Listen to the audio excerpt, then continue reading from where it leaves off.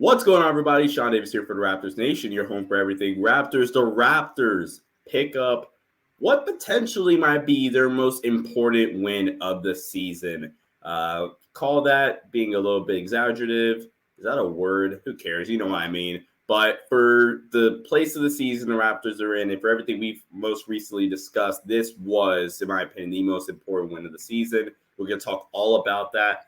Before we dive into all that, a quick reminder, please do subscribe right here to the Raptors Nation YouTube channel. Ring that post notification bell as well. And go check out the podcast over at Apple Podcasts, Spotify, wherever it is you listen to podcasts. Give us a 5-star rating and review, guys. It's the easiest way to help out the show. Joining me tonight, as always, is Luca Rosano. Luca, this was a fun game. Pascal didn't score the ball well. We'll talk all about that in just a sec. But this is a fun game. And do you agree with my sentiment that this was the most important win of the season? Oh, for sure. I call this the biggest regular season game for the Raptors thus far, and they needed to get this game. The Bulls on the outside looking in when it came to the play-in.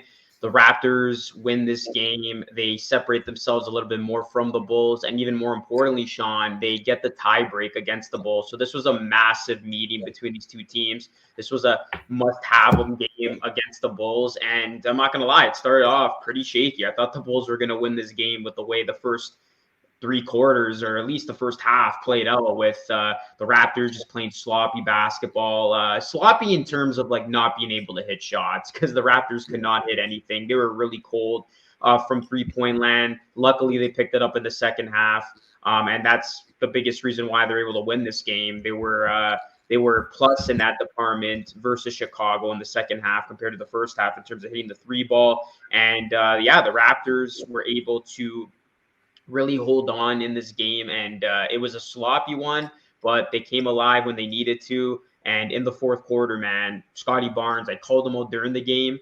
There was a stretch in the first half where it was tough to watch him.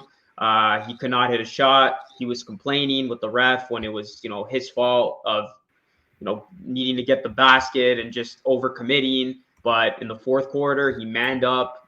He didn't blame anybody. He took it upon himself. He went to work. He had 4 blocks in the fourth. Monstrous performance by Scotty Barnes in the fourth quarter.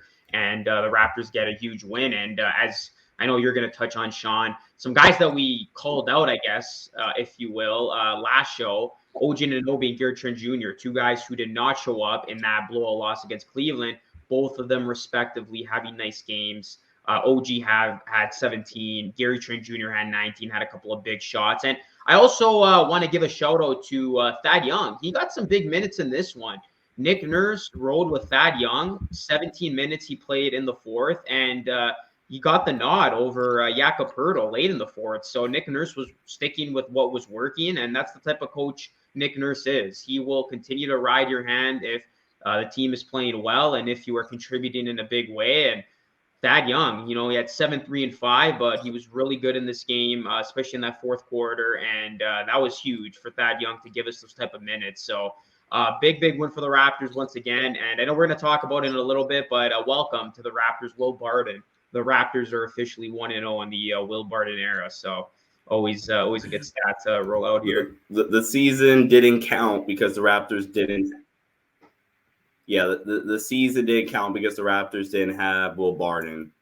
So, now they're 1-0. That's all that matters with Will Barton. But, like you mentioned, and also Scotty Barnes, when it was a 6-point game, Scotty Barnes, I think it was around 4 minutes left, hit a big-time 3 as well. I think he had 6 points in the fourth, had an and 1 earlier in the fourth as well. Like you mentioned, 4 big-time blocks. Scotty really stepped up in the fourth quarter. Let's break it down, shall we? So, Pascal Siakam, 20 points, 8 rebounds, 7 of 18 from the floor. So relative to expectations and in terms of how he's played recently, a down game from Pascal. But that's why I have a little bit more enthusiasm and excitement. Like if Pascal had dropped 35 or whatever and he got 10 and 8 and 5 from the other guy, like, okay, Pascal won you this one. But on an off shooting night, Pascal, 20 points. OG steps up, 17 points, 8 rebounds. 6 to 13 from the floor, sealed the game with some free throws. Scotty, like we mentioned, he has 11, 8 and 4. Jakob Poeltl didn't really close down the stretch, but he had 14 points. And then Gary Trent Jr. off the bench, 19 points, hit 5 threes. Shout out to Chris Boucher as well. 9 points, knocked in 3 threes. Like you mentioned, Thad Young, he had 7 points. And Fred VanVleet, he struggled shooting the ball, but he had 9 assists, a steal, no turnovers, add in 6 rebounds as well. So just an overall well-balanced offensive attack for the Raptors. And Luka, that's kind of why I'm so excited right now is that, you got a balanced offensive attack. Your superstar didn't play that well, but the other guys chipped in. Now, can one of the other guys be consistently the other guys? But for tonight, I'm excited. And I think you got to give a lot of credit to Sean, to the defense. The Raptors held this Bulls team to under 100 points. Zach LaVine, who had 30 points in the last outing against the Raptors, he had a quiet 17. And DeMar DeRozan, a guy who has been notorious for torching the Raptors collectively this season, had a quiet season series against the Raptors. He only had 13 points in this one, no rebounds, 2 assists. And as a whole, like I said, for the season, DeRozan didn't have those typical huge DeMar DeRozan games as he had in the past when visiting Toronto, when playing against his old team. So the Raptors really zeroed in on DeRozan throughout the season series, and especially in this game. We saw guys like Donovan Mitchell get locked up by the Raptors in the past, but then respond as Mitchell did on Sunday. DeMar DeRozan really never found himself in this one. He looked very uncomfortable. He missed 2 or 3, I think it was, big free throws too late, just very uncharacteristic from DeMar DeRozan. He got blocked by Scotty Barnes too as he drove on one possession. So DeRozan did not look good to me, and you got to credit the Raptors defense for that. And again, LaVine had a quiet one as well. I mean, the Raptors, if I told you, Sean, going into this game that Nikola Vucevic was going to be the leading scorer for the Bulls after this one, you would take that. So the Raptors did what they needed to do. They quieted the Bulls stars, and they made the other guys have to beat them, and that never came to fruition for the Bulls team. They just didn't have enough to combat the Raptors in that fourth quarter. Raptors outscoring them 34-26 en route to this 104-98 win. Yeah, and I also want to point out about the defense of the Raptors. They had 47 rebounds. The Bulls only had 35. A big discrepancy on the offensive rebounding boards. On the offensive glass, Raptors had 19 offensive rebounds, and the Bulls had 19 turnovers to 28 assists. The Raptors had 26 assists to 11 turnovers. That's another reason why the Raptors won, Luka. Yeah, the Raptors shot only 40% from the field, which is 12% worse than the Bulls. The Bulls shot 40% from 3. They took less threes and they made less though. But they shot 40% from 3. Raptors shot 35, just under 36%. But the Raptors shot 94 shots tonight. The Bulls shot 71. Just simple math. You should win, or more often than not, you have to have a really abysmal shooting game. But you get 23 extra shot attempts than the opposing team. More times than not, you take care of the ball, you should likely win that game. And the Raptors did. They took care of business in the fourth quarter where it mattered most. Scotty Barnes stepped up, like you mentioned. And again, just a really well-balanced win. And I'm happy for that. Yeah, that's a really good point, and they brought it up on the broadcast. You talked about the Raptors getting extra shots, and this one, that was everything, and them turning the Bulls over too. In hindsight, Sean, this was a game that you look at just the sheer numbers and you don't watch the game, you would think the Raptors lost this game. I mean, this was a game that, like I said, at some point, especially in that first half, I thought maybe it was going to get away from them, and the Raptors were going to have a classic case of losing a big game, and I was ready to get on them on Twitter, but that never happened. The Raptors, they gutted out this win, and I think that's the biggest difference with this team compared to the beginning of the season is the Raptors found ways to lose games, and now they're finding ways to win games. Now, granted, a lot of these wins have come against teams that are below them in the standings, but, I mean, tonight was a big-time game, a big-time win against a team that was right there with them in the standings, and the Raptors proving that whatever happens from here on out, they can say that they are better than the Chicago Bulls. Yeah, and to wrap up this conversation, let's take a quick peek at the standings here. So the Raptors got a little bit of good fortune tonight. Not only did they win a must-win game, so that knocks the Bulls back.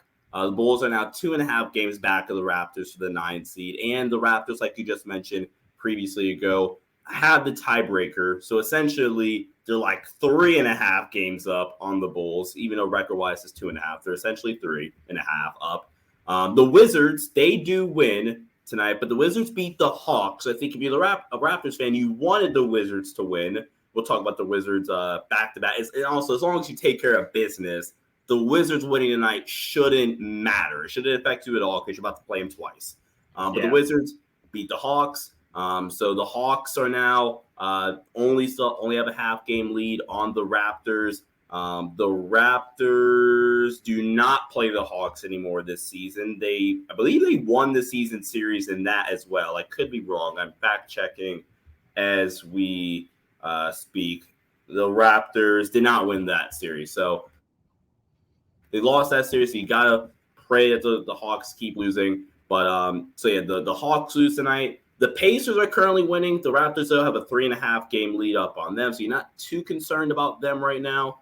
And the Nets, that's the last team I'm going to talk about. The Nets are still reeling post trade deadline. They've now lost their third in a row. After being up double digits on the Bucks, they lose by 14 after being up like 14 or something. So that is your Eastern Conference wrap up. But the Raptors putting themselves in a all right position going forward after, once again, a really, really big win. Luca, let's talk about it. Like you addressed, like you said, it's long. We called these two out on the last pod. I wouldn't even say called out because maybe OG, but it's more so bringing points up about Gary. But OG Anunoby and Gary Trent Jr., boy, did they quote unquote respond. I guess they watched the pod, and if they do, they should watch it more often. I think it's beneficial when athletes do that. But they respond.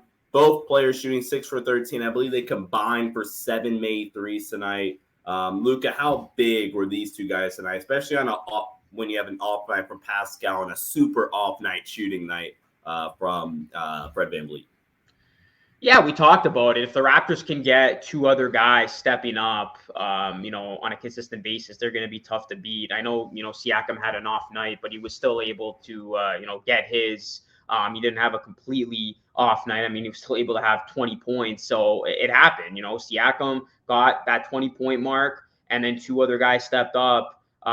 With Fred VanVleet struggling offensively, with Scotty Barnes gradually coming along as he started off slow. So, yeah, I was really impressed with Gary Trent Jr. finding a stroke in this one. And, of course, OG Anunoby, all eyes were on him as since coming back from injury, he was having a very tough time finding his footing, finding his spacing, getting his offense rolling. And we're talking about, okay, OG, when are you going to turn it on here? You're talking about wanting to have a pivotal part of this offense. And here you are without Fred VanVleet at the time, struggling to get yours. So it's really nice to get those two guys back into rhythm. And the Raptors are going to need all hands on deck as beyond these next two Wizards games, they're going to be taking on some pretty fierce competition in the West. And those are going to be games where you need Siakam to play at a high level and two, arguably even three other guys to step up on a nightly basis if you want to win against some of those Western Conference opponents. So, yeah, very happy that those two in particular responded. And the Raptors, they get a huge win. Again, we can't understate that. But two big games coming up, Sean. And that was a good point brought up about the Wizards where, yes, the Wizards did win, but the Raptors would have much rather that be the case just because now the Raptors control their own destiny against the Wizards. They got 2 games against the Wizards. I cannot tell you how important these 2 games are. The Raptors go out there and they beat both of these or take both of these games, beat the Wizards twice, then they're really feeling good. And you can really talk about now this team moving comfortably into the 7-8 seed with then a chance for maybe the 6 seed, which I think the top 6 will still be tough just because the Knicks are absolutely rolling right now. I don't Knicks see are the 5 seed right now. Yeah. But they're the 5 seed. And although the Nets are falling, I just think what, 4 games up on us? What's that? And the Nets are 4 games up. So, like, even though they're reeling right now, it's going to be tough to make up. Yeah. Yeah. Yeah, like, exactly. That's a good point. They're still up. Yeah, they're still up by quite a bit. And I was also going to say that the Miami Heat, I have a feeling they will turn the tide at some point. So realistically, looking down the stretch here, I don't see the Raptors getting to the top 6. I mean, it would take a dramatic turnaround and a drop off from some of those teams that we mentioned. But if the Raptors can get into number 7 or 8, that's huge because then now all of a sudden you got to win 1 playing game as opposed to 2. And I know if you win that, you got a first-round match of date against the Bucks or Celtics. But like I said, you'd rather finish 7th or 8th than 9th or 10th in the play-in. So really, really quick. Well, I guess we can wrap this up and I'll ask you a question. OG, 6 for 13, 2 for 4 from 3, 17 and 8, like I mentioned. Gary Trent Jr., 19 points, 5 rebounds, 6 of 13, 5 of 11 from 3. They're going to need these guys down the stretch. I think Fred will get things around shooting. I just think this was the off shooting game from Fred. But, yeah, hopefully we could see those two guys step up. But let's say, because I think that's the most likely scenario, right? You're 7-8. You got to win one game instead of two. Do you rather play? I guess it really doesn't matter. You just win to, whatever, right? As a Raptors fan and as a Raptors analyst, would you rather play Boston in a 7-game series or Milwaukee? I kind of texted you this about a potential Boston series, but what would you rather prefer? Oh man, that's tough. I would probably go with the Bucks, and I know the Bucks are first right now, but if I had to choose and pick my poison, I would go with Milwaukee just because the Raptors have shown that they could have success against the Bucks. Now I'm talking about variation versions of the Bucks, and the Raptors had Kawhi Leonard, so completely different circumstances this time around. Even this year, they played them relatively. But tough. I was just about to say, even this season they played them really well, and last season they found ways to hang around. And I just think the Celtics are far the tougher matchup, and they have the Raptors number, and they just present so many issues. They're so deep, so I would rather the Raptors take their chance in an upset scenario of taking on the Bucks in a 7-game series. But here's the other thing too: if the Raptors get in all likelihood, they're not going to win that playoff series. I mean, they would have house money, so it's like worst case scenario, you lose, you get guys like Scotty Barnes, and some of the other younger guys, more reps, more comfortable time in the playoffs, and then if you somehow win, you just pulled off one of the biggest upsets in NBA history. So they would really be in a no-lose situation at that point. This is going to sound bad. And I obviously, Giannis is amazing, right? But I think from an offensive firepower standpoint, I think the Raptors are more on a similar level to the Bucks than they are the Celtics. I think the Celtics offensively are just insane, but the Bucks match up with them. I don't think Boston can really guard Milwaukee. I don't think Toronto can guard Boston either, but I think they have a better shot at guarding Toronto. One, like you said, Nick Nurse has some level of experience and success, guarding and defending Milwaukee. Like we just mentioned, they've played Milwaukee relatively tough this season. And then you just have different bodies too. You could just throw at Giannis. You could build the wall. You have 6'8" Scotty, 6'7", and Scotty might be 6'9". What's Scotty? 6'9" or 6'8"? Pretty sure 6'9", if I'm not mistaken. Okay, so 6'9" Scotty, 6'8" OG, 6'7" Gary Trent, 6'6" Gary Trent, 6'9" or whatever, 6'10" Pascal, 7-foot Jakob Poeltl. They just have so many bodies or whatever. And I think one-on-one, if it's Scotty Barnes guarding Chris Middleton, sure. Or if it's Gary Trent Jr. guarding Jrue Holiday, sure. And then the role players, the other guys for the Bucks, I think you have, if not better, you definitely have competent guys. You'd hope Jakob Poeltl and Brook Lopez level each other out. Basketball map doesn't quite work like that, but I think you match up. Maybe I'm getting it. I think you match up better with Milwaukee than you do Boston. My answer, and chat, people listening, comment down below on the YouTube side, or actually, go to YouTube and comment. How long do you think each series would go? I think a Boston series goes 5. I think Nick Nurse plus your talent level can net you 1 game. I think a Bucks series goes 5 for sure, if not 6, potentially. So.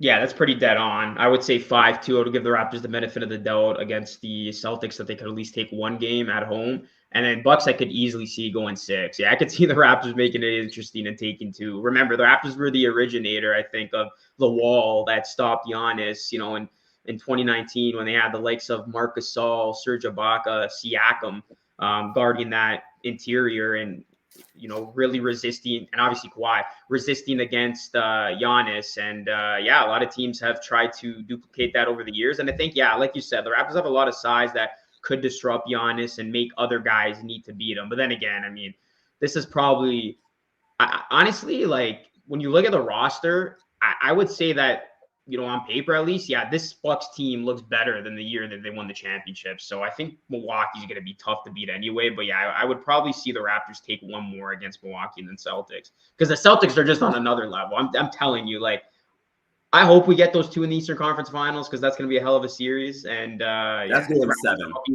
7. one of them, then the Raptors are going to the Eastern Conference Finals.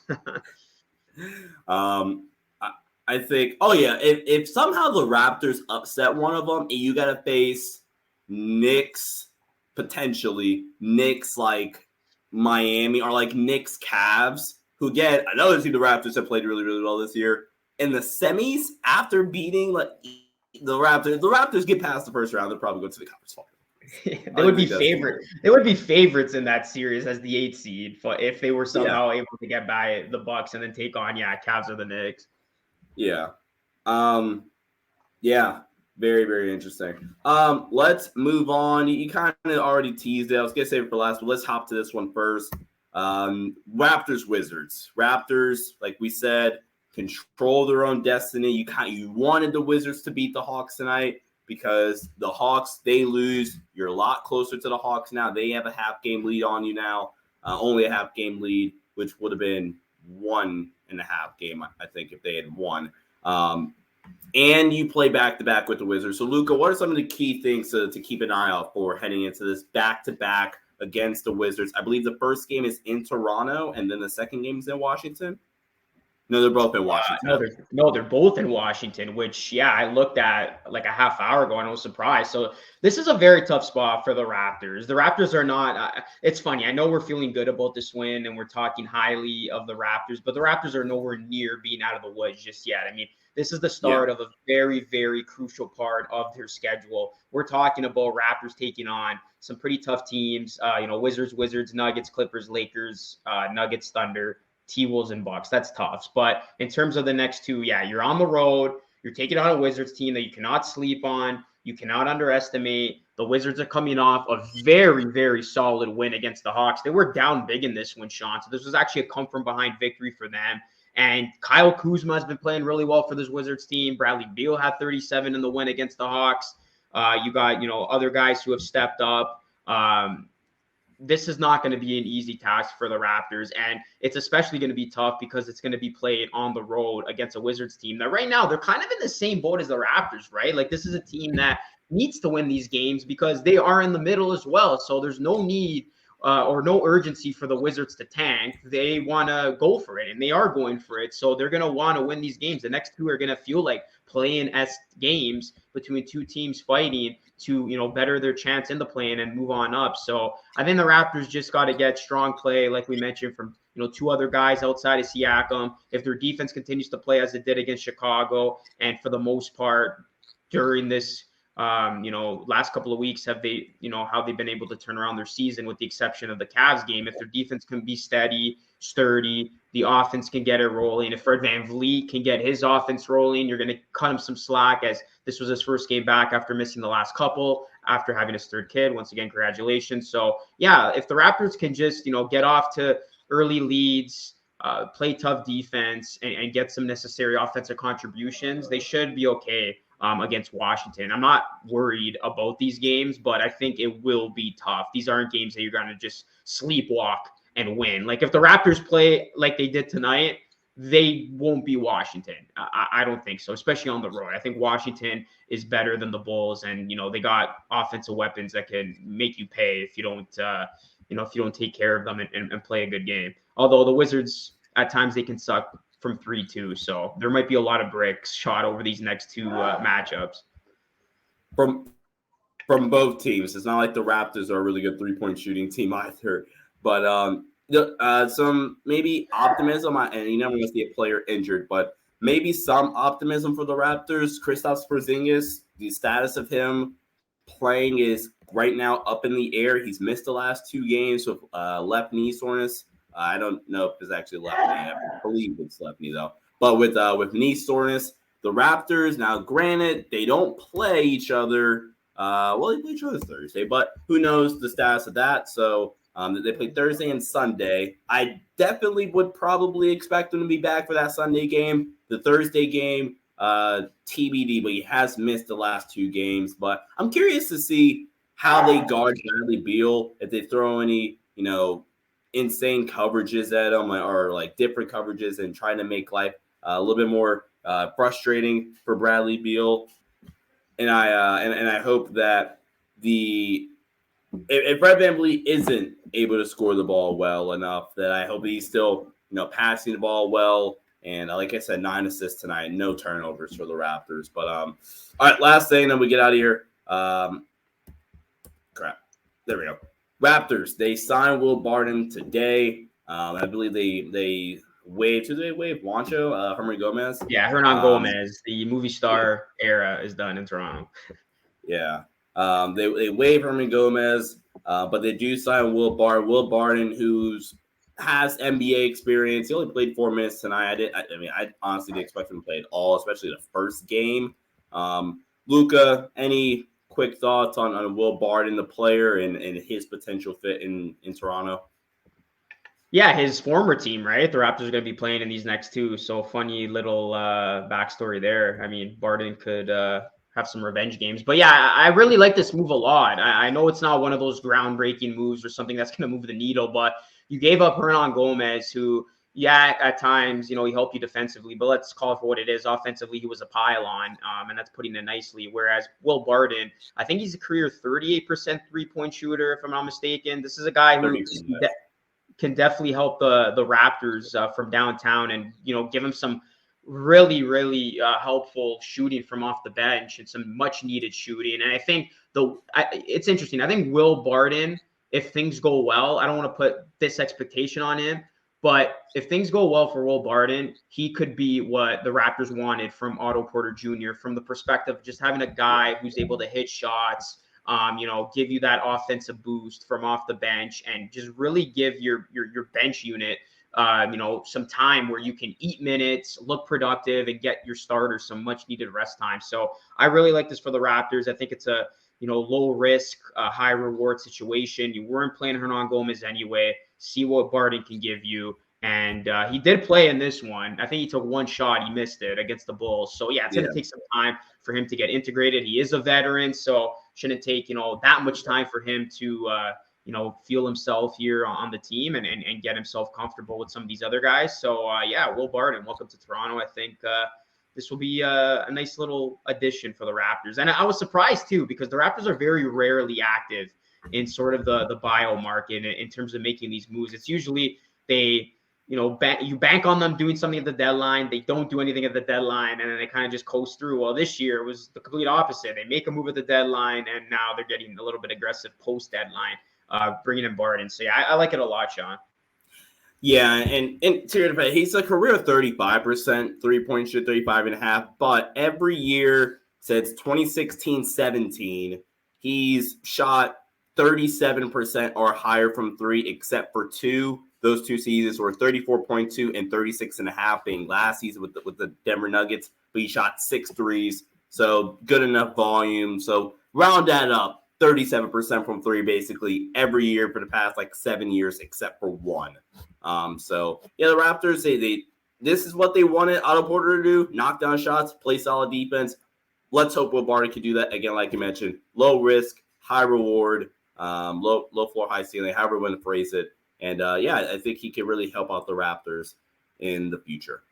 But Raptors Nation, comment down below. What do you guys think about the Raptors' huge win against the Bulls, and what are your expectations for the Raptors' upcoming games against the Washington Wizards? We'll see you guys next week, Monday. We'll talk all about the back-to-back home road games against the Wizards. Break that all down to get ready for a big West Coast trip. Sean Davis here, Luca Rosano. Stay safe. We'll see you guys next time. Peace out.